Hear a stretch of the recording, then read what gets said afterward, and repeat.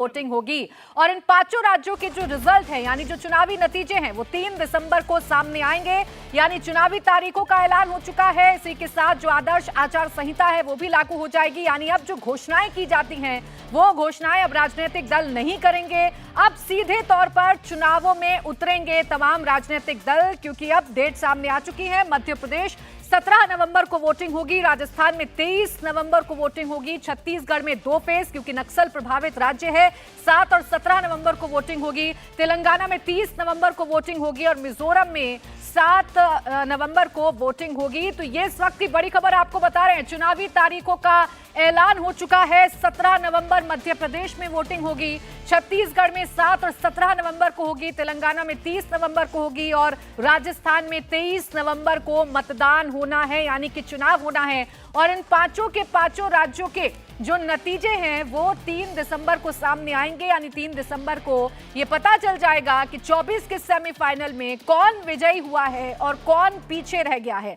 फिलहाल 5 राज्यों की चुनावी तारीख आपके सामने है। 17 नवंबर मध्य प्रदेश में मतदान होगा, 23 नवंबर राजस्थान में मतदान होगा, छत्तीसगढ़ जहां 2 फेज में इलेक्शन होने जा रहा है, पहला फेज है 7 नवंबर, दूसरा फेज है 17 नवंबर और तेलंगाना में 30 नवंबर को वोटिंग होगी, जबकि मिजोरम में 7 नवंबर को वोटिंग होगी। यानी चुनाव अब आगाज हो चुका है चुनावों का। 7 नवंबर से आप समझिए कि चुनाव पूरी तरीके से आपको गर्मजोशी से भरे हुए नजर आएंगे। जो सियासी पारा है वो अब आपको एकदम चढ़ा हुआ नजर आएगा।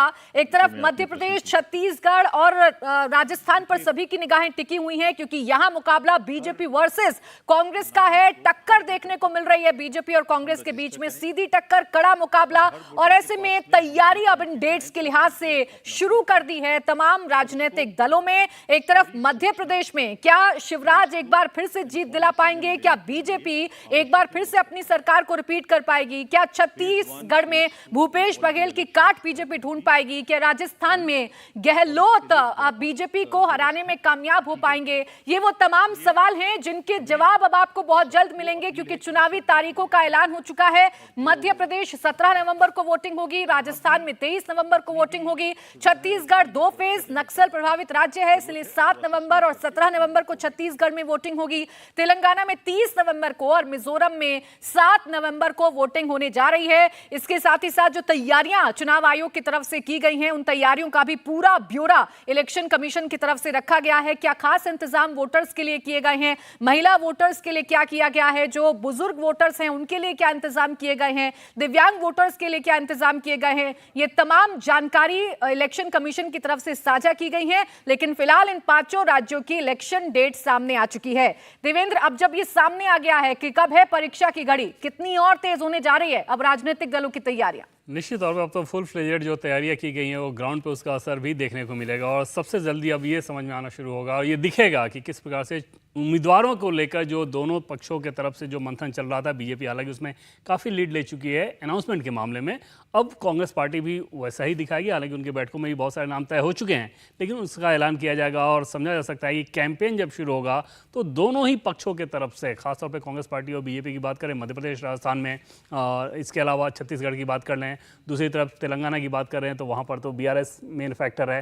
तो इन सभी दलों की तरफ से किस प्रकार से लगातार मुद्दे उछाले जाएंगे और एक ज़बरदस्त गर्मा गर्मी देखने को मिलेगी, क्योंकि दोनों ही पक्षों का बहुत कुछ दांव पर लगा हुआ है। इंडिया अलायंस की अगर बात करें तो वो ये कोशिश करेंगे ये बताने को कि इन चुनाव में अगर उन्हें सफलता हासिल होती है तो ये उनके अलायंस की जीत है, इस रूप में कि अगले लोकसभा चुनाव से पहले मोमेंटम उनके साथ दिख रहा है। दूसरी तरफ बीजेपी की एक कोशिश होगी कि राजस्थान, मध्य प्रदेश जैसे राज्य को जीतें और ये बताएं कि किस प्रकार से बड़े राज्यों में अभी भी नरेंद्र मोदी का सिक्का चल रहा है। और इन दोनों ही राज्यों की बात करें तो बीजेपी को अगर जीत हासिल होनी है तो उसमें सबसे बड़ा फैक्टर ही नहीं, आप एक तरह से कह सकती हैं कि एकमात्र फैक्टर नरेंद्र मोदी हैं। उनके चेहरे के सहारे ही पार्टी इस चुनाव में जा रही है।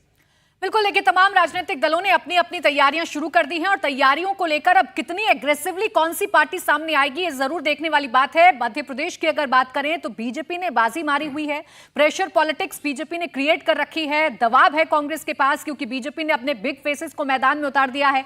कांग्रेस ने अभी उम्मीदवारों की लिस्ट जारी नहीं की है, कांग्रेस कब अपने उम्मीदवारों की लिस्ट जारी करेगी इस पर भी सभी की निगाहें बनी हुई हैं। तमाम पार्टियां, तमाम राजनीतिक दल अब अपनी अपनी चुनावी तैयारियों में लग चुके हैं। ये आखिरी दौर की तैयारियां हैं, क्योंकि अब आपको ग्राउंड पर जाना है, जनता के बीच में जाना है और ये आपको समझाना है कि आप दूसरे से बेहतर क्यों हैं। इसलिए हर एक हथकंडा अब राजनीतिक दलों की तरफ से अपनाया जाएगा ताकि वोटर्स को अपने पाले में किया जाए।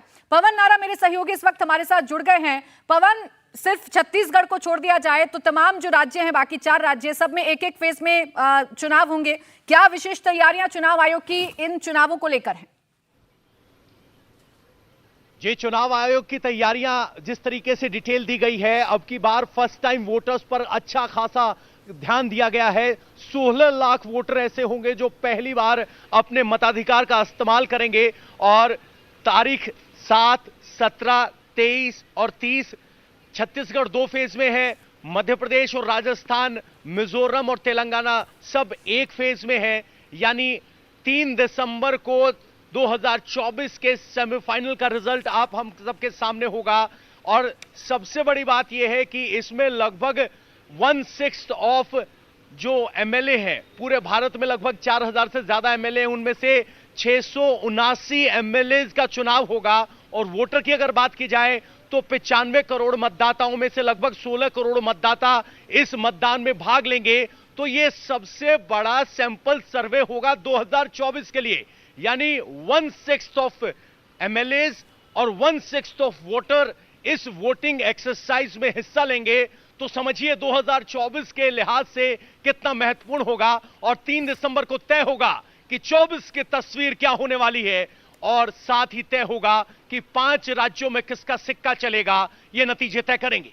बिल्कुल पवन, देखिए 2024 के लिहाज से अहम इसलिए है क्योंकि 23 में जिन मुद्दों को उछाला जाएगा वो मुद्दे किस राजनीतिक दल के लिए कितने फायदेमंद साबित हुए हैं, ये तैयारियां 24 के लिहाज से जो राजनीतिक दल हैं वो करते हुए नजर आएंगे। किसका मुद्दा जनता के बीच में ज्यादा सफल रहा है, ये जांच पड़ताल इन चुनावों के जरिए हो जाएगी, क्योंकि इसके ठीक बाद 24 का चुनाव होने जा रहा है और 24 का चुनाव अहम है। उससे पहले 23 में तमाम तैयारियों को जांचा परखा जाएगा। डेट सामने आ चुकी है। डेट्स के मुताबिक 17 नवंबर को मध्य प्रदेश में मतदान होना है, 23 नवंबर को राजस्थान में मतदान होना है, छत्तीसगढ़ में 2 फेज 7 और 17 को मतदान होना है, तेलंगाना में 30 नवंबर और मिजोरम में 7 नवंबर को मतदान होना है। लेकिन देवेंद्र जी, फर्स्ट टाइम वोटर्स का जिक्र चुनाव आयोग की तरफ से भी किया गया और जो पवन अभी बता रहे थे, जो 16 लाख वोटर्स हैं इनको रिझाने की कोशिश तो राजनीतिक दलों की तरफ से भी की जाएगी, जिसका आगाज बीजेपी ने मध्य प्रदेश में किया भी है।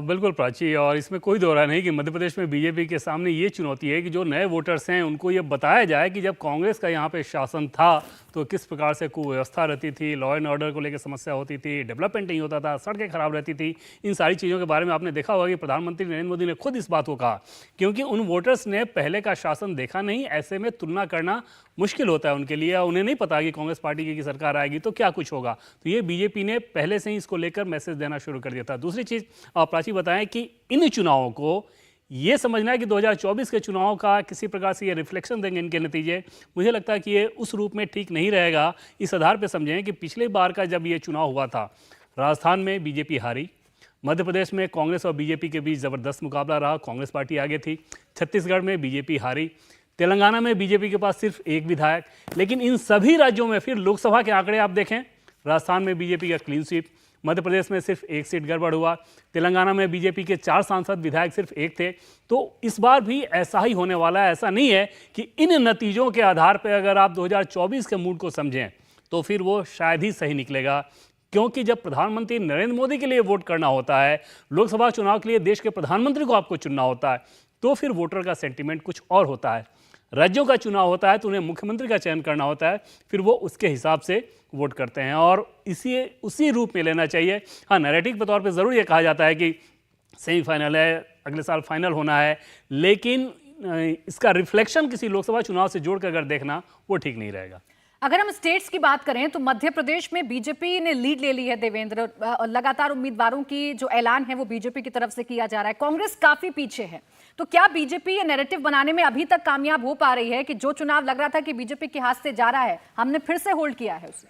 अपवार्ड निश्चित तौर पर प्राची हुआ है। आप देखें तो कुछ महीने पहले ऐसा लग रहा था कि बीजेपी मध्य प्रदेश में एकदम से कुछ करती हुई नजर नहीं आ रही है और कांग्रेस पार्टी के पास मोमेंटम है। आज अगर चुनावी माहौल के लिहाज से बात करें तो आपको दिखेगा कि बीजेपी अपवार्ड डायरेक्शन में है। कांग्रेस पार्टी कुछ करती या दिखती नजर नहीं आ रही है। दिग्विजय सिंह ने सिर्फ कुछ क्षेत्रों में अपने आप को सीमित कर रखा है।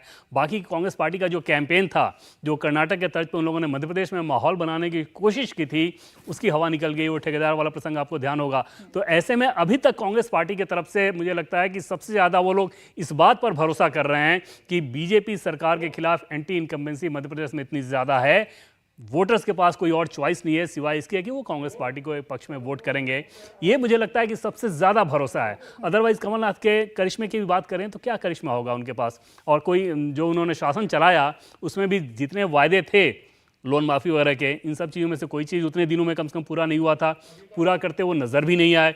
उम्र भी उनकी काफ़ी ज़्यादा हो गई है। ऐसे में जो एक्स फैक्टर की बात राजनीति में कही जाती है वैसा कुछ नहीं है। बस कांग्रेस पार्टी ये उम्मीद कर रही है कि एंटी इनकम्बेंसी इतनी ज़्यादा है कि वो उनके पक्ष में काम करेगा, और यहाँ पर माहौल बनाने के मामले में अभी बीजेपी ऊपर की तरफ जाते नजर आ रही है। बिल्कुल, इन चुनावी ऐलान के बाद, तारीखों के ऐलान के बाद मध्य प्रदेश में क्या है हलचल, ये हम सीधा जानेंगे